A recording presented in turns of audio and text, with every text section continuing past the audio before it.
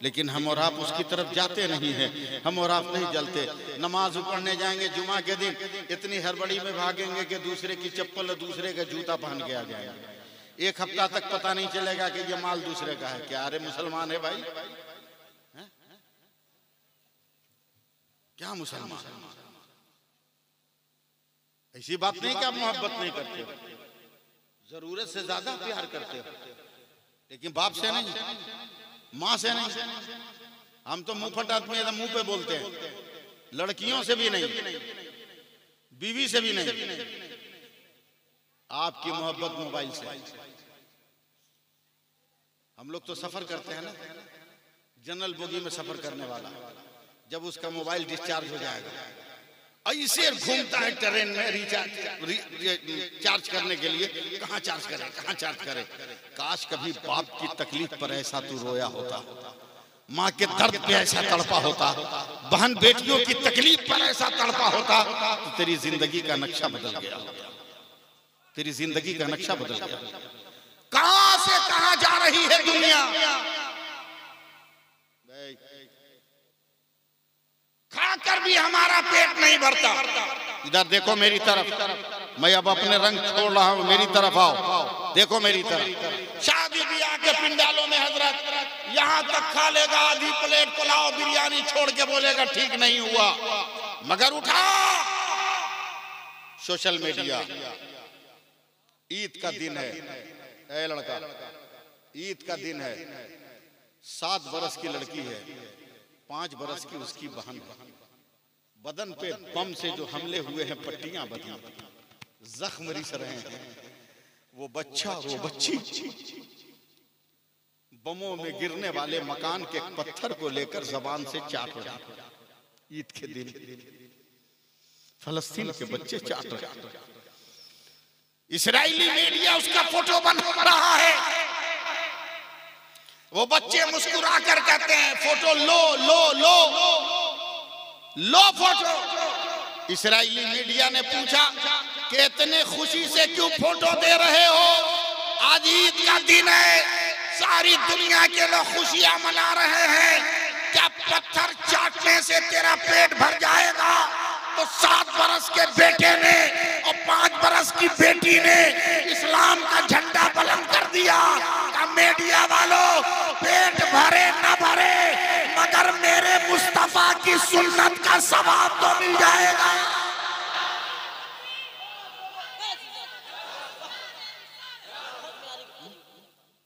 बताओ ये दिन कब हम लाएंगे,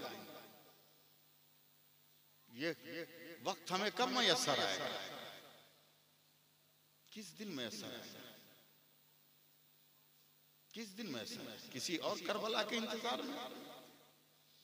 याद है इस्माइल हनिया नाम का एक सिपाही, उसकी बीवी हॉस्पिटल में भर्ती है। ईद के दिन फलस्तीन का ये सिपाही हॉस्पिटल में अपनी बीवी के पास जा रहा, कहा बीवी ईद मुबारक। बिस्तर पर बेड पर हॉस्पिटल के बेड पे उठ के बैठकर कहती है तुम्हें भी मुबारक। इस्माइल हनिया की आंखों में आंसू आ गए, अपने आप को संभाल लो, आंसू आ गए। तड़प कर कहता बेगम मैं ईद के दिन तुमको खुशियां नहीं दे सकता, अगर कहो तो कुछ गमनाक खबर सुना दूं। कहा सुनाओ। इस्माइल हनिया का कलेजा फट गया, वो तड़पता हुआ कहता बेगम आज सुबह सुबह ईद के दिन तुम्हारे 3 बेटे शहीद हो गए खुदा की राह में। औरत को रोना चाहिए था, कलेजा पीटना चाहिए था, मगर हॉस्पिटल के बेड पर बीमार औरत ने दुआ के लिए हाथ उठा दिया। अरे यार बोलो बोलो सुभान अल्लाह बोलो। दुआ के लिए हाथ उठा दिया। और जानते हैं दुआ में क्या कहती है? ऐ मेरे खुदा तेरा शुक्र है कि अब तक मेरा नाम नहीं था, तूने आज मुझे नाम दे दिया। उसका शौहर इस्माइल हनिया कहता बेगम क्या नाम दे दिया? कहा कल तक मुझे डर था कि कयामत के दिन फरिश्ते मुझको किस नाम से बुलाएंगे, मगर आज से मुझे फख्र है कि फरिश्ते मुझे क़यामत के दिन कहेंगे, ऐ शहीद की माँ आजा, ऐ शहीद की माँ आजा, ऐ शहीद की माँ। अगर कहो तो यहीं पर मैं 4 मिसरा सुना दूं, मगर ऐसे नहीं हाथ उठाकर सुभान अल्लाह कहोगे तब। मैं 4 मिसरे सुना रहा हूं, कम से कम आप तो साथ दीजिएगा, इसलिए कि मैं उर्दू में शेर पढ़ रहा हूं, समझे? उर्दू में शेर पढ़ रहा हूं। आया न कोई हर्फ, अलिफ लाम बच गया। आपकी समझ में नहीं आएगा, मैं जान रहा हूं, मगर आप सुभान अल्लाह कहिएगा। आया न कोई हर्फ, अलिफ लाम बच गया, यानी रसूले पाक का पैगाम बच गया। आती है नो के नेजा से शब्बीर की सदा, सर कट गया तो क्या हुआ, इस्लाम बच गया।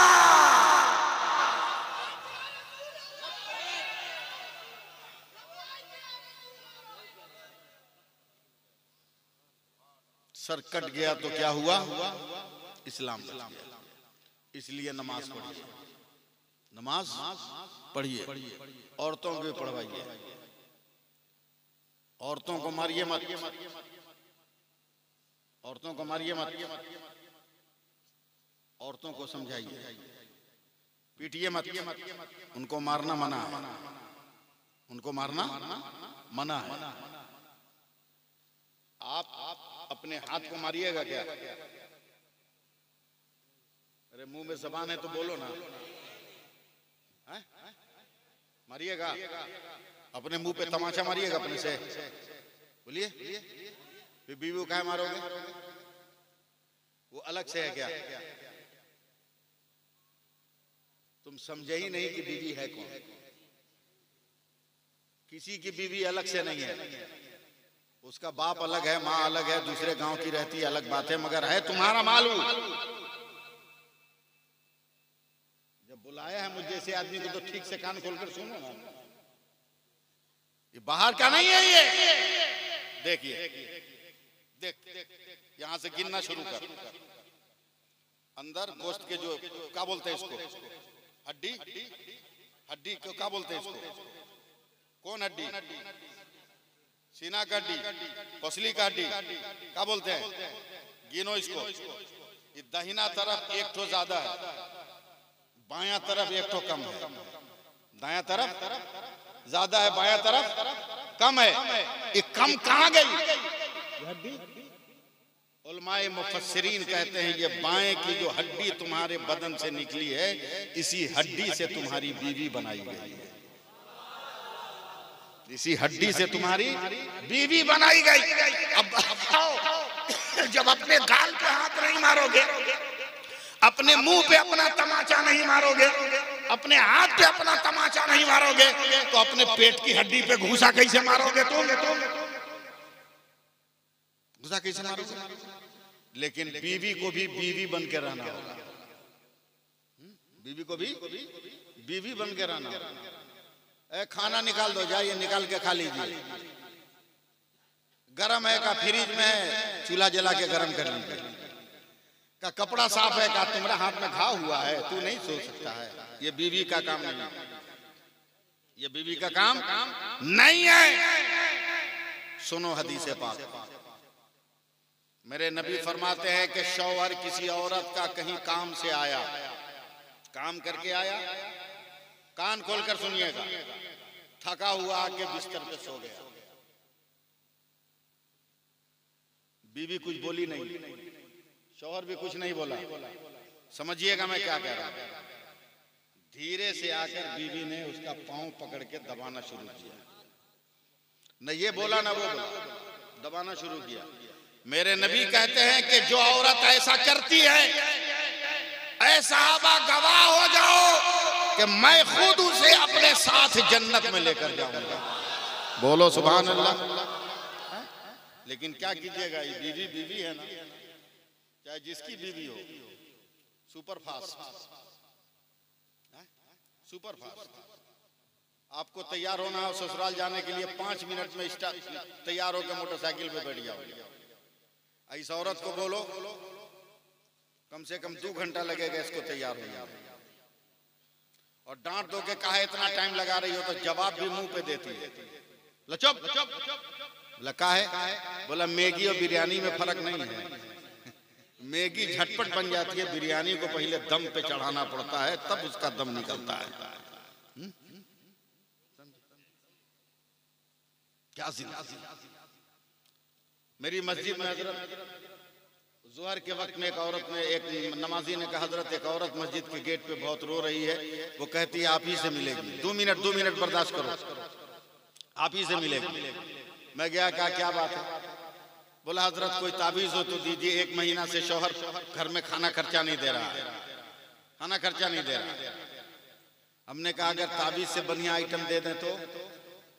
बोला दीजिए। हम लेकिन चुड़ैल की तरह तो तू लग रही है, पहले पैसा ले, जाके बढ़िया से शैम्पू साबुन से कायदे से नहा, थोड़ा सा लिपा पुती कर मुंह नाक पर, बढ़िया ड्रेस पहन। तेरा शौहर कहाँ है? बोला ड्यूटी गया है, 2 बजे आएंगे। बोला छुप के रहना, जैसे ही तेरा शौहर घर में घुसे जोर से कहना अस्सलामु अलैकुम, फिर देखो शाम का खाना देता है कि नहीं। तो औरत चुपचाप खड़ी है। कहा ये आइटम पसंद नहीं आया? बोलती है नहीं इमाम साहब ठीक है, लेकिन सलाम करेंगे तो समझ जाएंगे कि दाल में कुछ काला है। हमने कहा कैसे? बोला शादी को 35 साल हो गए, आज तक तुम सलाम किए नहीं है। बताओ कितना बड़ा अलमिया है कि बीवी शौहर को सलाम न करे, शौहर बीवी को सलाम न करे। याद रखो मेरे नबी ने जिंदगी ऐसी दी है जिस जिंदगी का कोई जवाब नहीं, जिंदगी का कोई जवाब नहीं। आखिरी 5 मिनट अगर रंग में आओ तो मैं भी रंग में आ जाऊं। बोल दो सुभान अल्लाह, और प्यार से बोलो सुभान अल्लाह, और मोहब्बत से बोलो सुभान अल्लाह। बस 5 मिनट। मैं जो कहना चाह रहा था वो हाथ उठा के बोल दो या रसूल अल्लाह। गिराना मत, बोलते रहना, जहां मौका है बोलते रहना। बहुत सारे लोग डंडी मारी कर रहे हैं। मैं फिर कहता हूं वहाबियों बदअकीदों के सोहबत मत इख्तियार करो, समझे? और अपने आप को शिया मत बनाओ। हमसे ज्यादा इमाम हुसैन से मोहब्बत नहीं करते हो तुम, हमसे ज्यादा मौला अली से मोहब्बत नहीं करते हो, हमसे ज्यादा फातिमा की सीरत तुम नहीं बयान कर सकते। तुम क्या करोगे? अली उसका नाम है, अली उसका नाम है, अली उसका नाम है, अली उसका नाम है, जिसको मेरे नबी ने अपने हाथ में लेकर कहा था अली आज से मैं तुम्हारा हूं, तू हमारा है। लेकिन कौन अली का होगा? जो अबू बकर को मानेगा वो भी, जो उमर को मानेगा वो, जो उस्मान को मानेगा वो। लोग इख्तिलाफ पैदा करते हैं कि अली से अबू बकर में झगड़ा था, उमर में झगड़ा था, उस्मान में झगड़ा था। पागल हो, अगर झगड़ा होता तो हजरत अली के एक लड़के का नाम अबू बकर भी है, हजरत अली के एक लड़के का नाम उमर भी है, हजरत अली के लड़के का नाम उस्मान भी है। ये नाम क्यों रखते हो? इसलिए अपने आप को शिया मत बनाओ, बरेलवी टनाटन सुन्नी मुसलमान बन के रहो। बोलो सुभान अल्लाह, बोलो आला हजरत का बनकर रहो, बोलो आला हजरत का बनकर रहो। लाजवाब है मेरा इमाम मोहम्मद रजा, लाजवाब है मेरा इमाम मोहम्मद रजा। बोलो ना यार, जोर से बोलो, लाजवाब है मेरा अहमद रजा। कितना लाजवाब है सुन। लखनऊ 4 बाग रेलवे स्टेशन पर, 4 बाग रेलवे स्टेशन पर कभी मुफ्ती आजम अपने आप को मुफ्ती नहीं लिखे, सिर्फ नाम लिखते थे।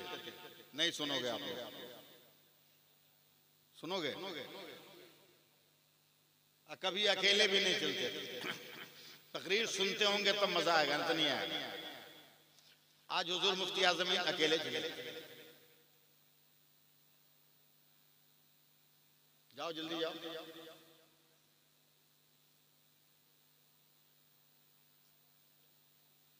आप सुभान अल्लाह।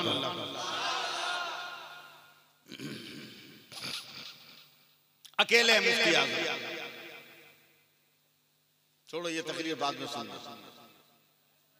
सुनाओ तो मुंह लटकाए काबिल के। 1 नंबर प्लेटफार्म पर हुजूर मुफ्ती आजमीन अकेले अटैची लेके हाथ बांधे खड़े हैं। 2 नंबर प्लेटफार्म पे हजरत एक ट्रेन आके रुकी,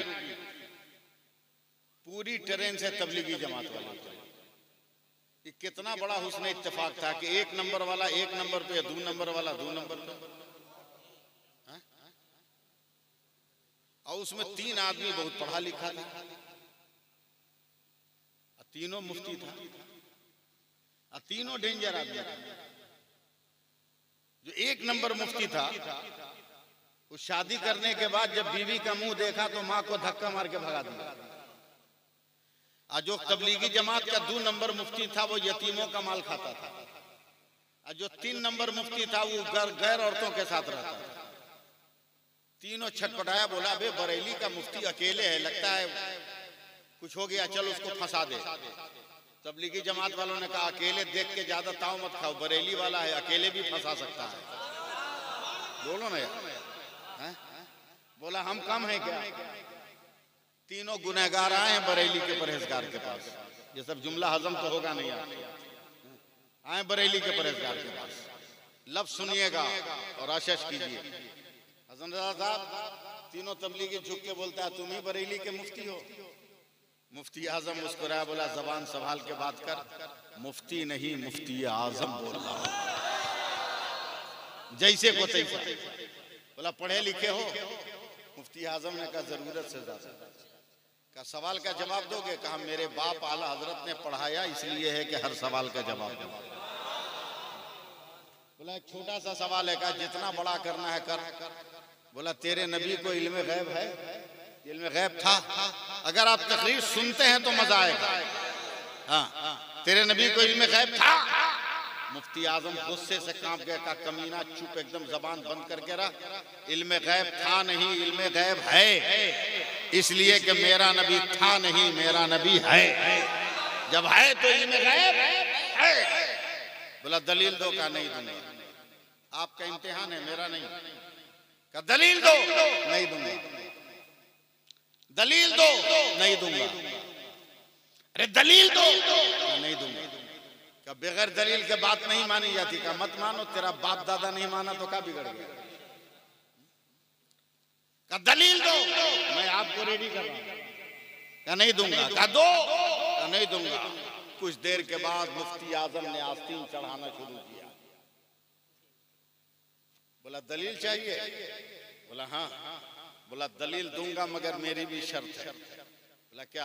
या तुम तीनों भी तो पढ़े हो? का अल्हम्दुलिल्लाह हम लोग भी दारुल इफ्ता की मसरत खराब कर चुके हैं, हम लोग भी दारुल इफ्ता में बैठ चुके हैं।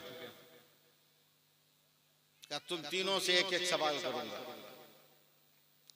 अगर तुम तीनों सवाल का जवाब दे दोगे तो मैं इल्म गैब पे दलीलों का दरिया बहा दूंगा। सुभान अल्लाह बोलते रहो। तीनों एकदम सीना तान के पूछो क्या पूछना है, कम पढ़ा लिखा समझे हो, एकदम इम्तिहान में हो आप, देखते हैं कितना नंबर लाते हो। अचानक बरेली का शेर गरजा है। अब मुफ्ती आजम ने उंगली उठाकर 1 नंबर मुफ्ती से कहा तू बता, क्या इस्लाम में जायज है कि शादी करने के बाद बीवी का मुंह देखकर माँ को धक्का मार के निकाल दिया जाए? तो वो तिल मिला के रह गया। दूसरे को कहा तू बता, क्या इस्लाम में जायज है कि यतीमों का माल बिला इजाजत खाया जाए? तो वो भी कांपने लगा। तीसरे से कहा तू बता, क्या इस्लाम में जायज है कि गैर औरतों से ताल्लुक रखा जाए? तो तीनों जमीन पर गिर गए। अब मुफ्ती आजम का पांव पकड़ कर कहते हैं हमें तौबा करा के सुन्नी बना ले, हमें तौबा करा कर ईमान वाला बना ले, हमें सही अकीदा मुसलमान बना ले, पक्का सच्चा बरेलवी बना ले।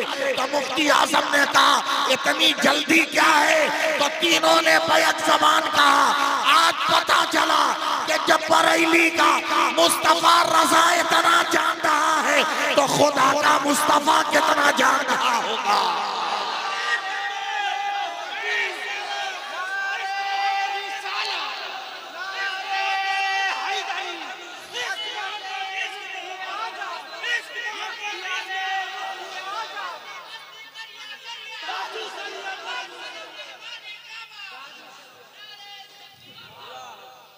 लोग कहते हैं बरेली क्या है, बरेली क्या है, बरेली क्या है? अबे बरेली इश्क की राजधानी का नाम, कहो सुभान अल्लाह। तरीकत के हिंदुस्तान में राजधानी का नाम बरेली। मजार किसी के भी बाप का हो सकता है, मगर उस मजार पे जो चादर चढ़ रही है वो आला हजरत के फतवों की चादर चढ़ रही है। अगर मेरे आला हजरत ने फतवा न दिया होता तो वो चादर न चढ़ती। बस इतनी देर में कहीं तकरीर करता नहीं हूँ, समझे। बहुत देर मैंने गुफ्तगू कर ली। आखिरी पैगाम सुनिए, नमाज पढ़िए। नमाज बोल नहीं रहा, नमाज नमाज पढ़िए। आप लोग तो बंगाली भाई हैं ना, आप लोगों से पूछना बेवकूफी है। आप लोग भात खाते हो कि नहीं? बोले ना कि बेवकूफी है। भात ही खाते, भात ही खाते। आप बंगालियों को ये फख्र हासिल है, और खासकर इस मालदा को, कि भारत में मखदूम कछौचा हजरत मखदूम अशरफ जहांगीर सिमनानी रहमतुल्लाह अलैह को जो पहला खाना दिया गया, भात नहीं हजरत, पंथा भात, बासी भात, पानी वाला भात मखदूम कछौचा को इसी मालदा में, पंडुआ की सरजमीन पे मखदूम अलाउल हक पंडवी रहमतुल्लाह अलैह ने हजरत मखदूम अशरफ कछौची को पहला खुराक जो खिलाया था हिंदुस्तान में, पंथा भात का खिलाया था। तो आपका भात तो इसी मशहूर है, ऐसी मशहूर है। तो भात खाते हो कि नहीं? बोलो ना। अच्छा, खाना तो घर की औरत बनाती होगी, कभी कभी तुम भी बना लेते होगे, शर्माओ मत, बना लेते हैं।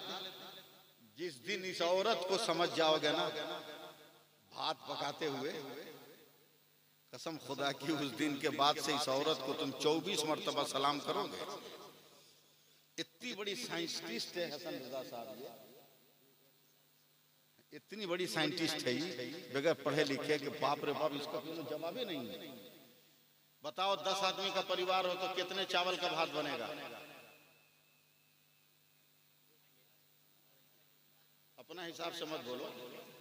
2 किलो? हाँ ये ठीक है, लिमिट में है। 2 किलो? जल्दी बोलो। 2 किलो में कै पीस चावल है? गिन पाओगे? अबे पीर साहब भी नहीं गिनेंगे, मौलाना साहब भी नहीं गिनेंगे, जो मैथ पढ़ाता है ना वो नहीं गिनेगा। लेकिन बाप रे बाप, ये औरत कितनी बड़ी साइंटिस्ट है रे लाला, जवाब नहीं इस औरत का। जिस चावल को ये मर्द गिन न सका, उस चावल को ये भात पकाने बैठी।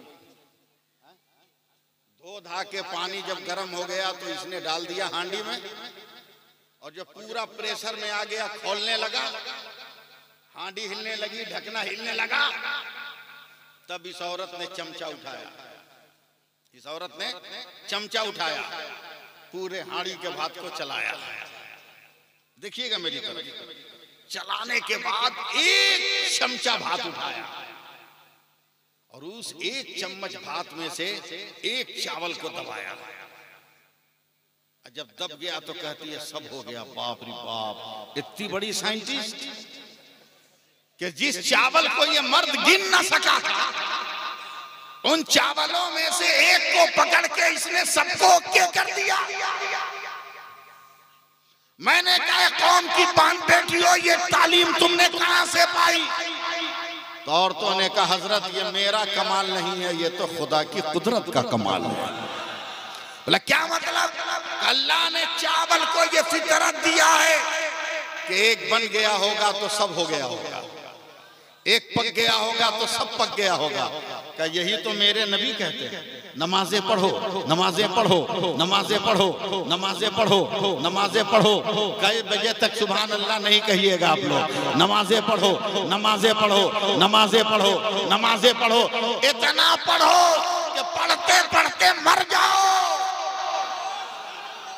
और जब कयामत के दिन उठोगे तो सबसे पहले नमाज का हिसाब होगा। और जैसे ही नमाज में पास हो जाओगे, अल्लाह फरमाएगा फरिश्तों कैसा रहा मेरा बंदा नमाज में? फरिश्ते कहेंगे मौला पास हो गया। तो अल्लाह कहेगा ये मेरे मुस्तफ़ा की उम्मत है, जब एक में पास हो गया तो मेरे फजल से सब में इसको पास कर दो, सब में इसको पास कर दो, सब में इसको पास कर दो। इसलिए नमाजें पढ़ो।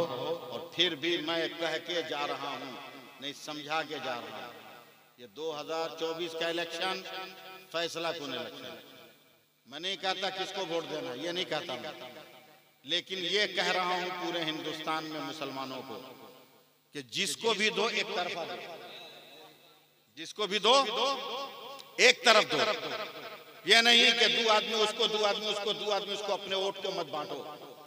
जिसको भी दो एक तरफ दो, ताकि हिंदुस्तान की जमहूरियत बन सके, मदरसा मस्जिद बन सके, खानकाह मजबूत रह सके। एक तरफ दलालों और चमचों के चक्कर में पड़ के अपने आप को मत बर्बाद करना।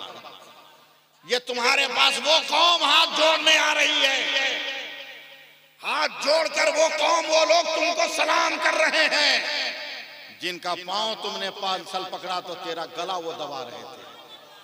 आज वही लोग तुम्हें हाथ जोड़ रहे हैं। अपने आप को इतना मजबूत कर लो कि आज भी वो तुमको हाथ जोड़ रहे हैं, कल भी तुमको वो हाथ जोड़ते रहे। इतना मजबूत कर लो। ये उसी वक्त हो सकता है जब अपने वोट को बंटने न दो, एक तरफा दो। जिसको भी दो एक तरफा दो, एक तरफा दो। ख्वाजा बाबा का तबर्रुक समझ के पूरा गांव में मत बांटो, मत बांटो, एक तरफा दो। अल्लाह ताला हम लोगों को अमल की तौफीक अता फरमाए। जलसा कमेटी के जो